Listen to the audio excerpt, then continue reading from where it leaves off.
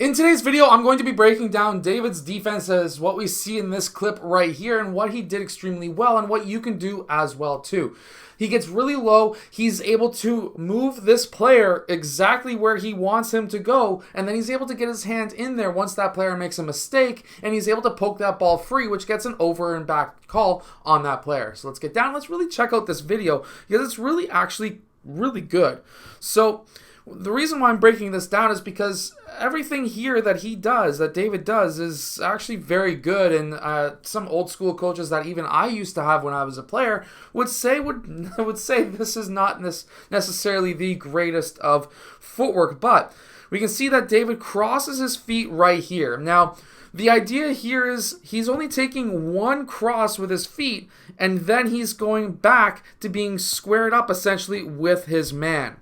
Now, if you're going to do a running step, you only really want to keep that running step maybe once or twice. If you go more than that, that player is going to snatch back and your ankles are going to be broken. You have to keep your shoulders square with that player. And if you're going to do a running step, you need to turn your lower body, keep your upper body squared with that player, and then you can take that one or two running steps, and then you can at least stay with that player. So while this footwork has changed since I was a kid and since some older school coaches, this is actually a very useful step. You can see that he's able to change directions. David does a running step along with him, but he's keeping his shoulders square.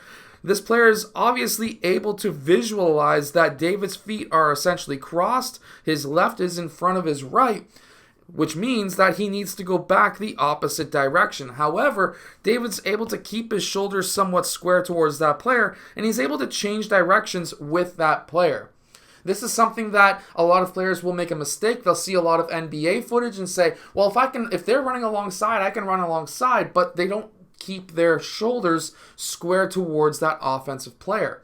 So what usually happens is they'll keep their shoulders away running alongside that player, and they're no longer able to keep up with that player because now they've got to turn their whole body to stay with them once that offensive player has changed directions. But if you stay squared up and run alongside one or two steps and then get squared up back again, you can actually stay with them. As we can see right here with David, if we rewind, he takes that running step.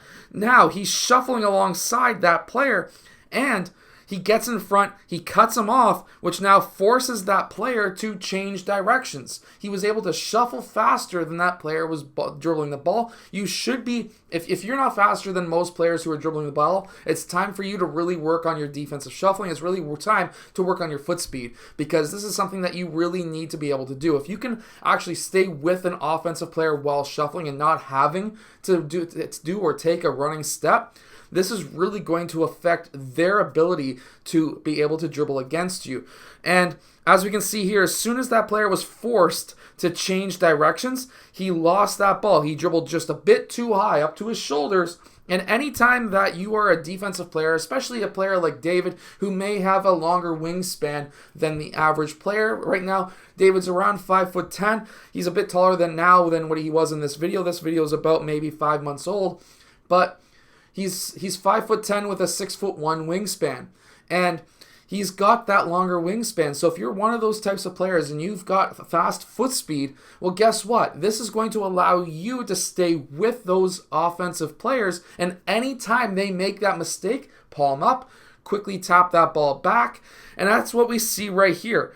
When David gets that ball tapped, that player then dribbles the ball back over half, which does get the call, but watch how David is able to react. Even though the call isn't called yet, he's still D'ing up his man because he did tap the ball. So if the referee didn't see that player try to recover the ball just before the ball goes back over half, David still has to play defense.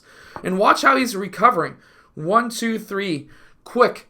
Bang, bang, bang with the feet. He's down low. I know this is kind of off screen right here, but his feet, we can see right here, are 90 degrees, or his knees are 90 degrees. His hips are almost 90 degrees. He's low. He's sitting in a chair. He's staying low. Your shoulders have to be lower than that offensive player so that you can have leverage over him.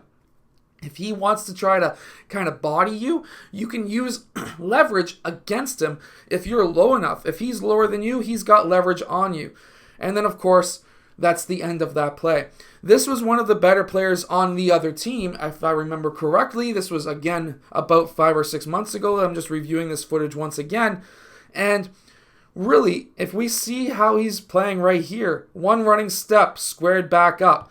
Guy changes directions. David's then able to shuffle, and even when he's shuffling, he's still kind of crossing his feet. He does have longer legs than the average player.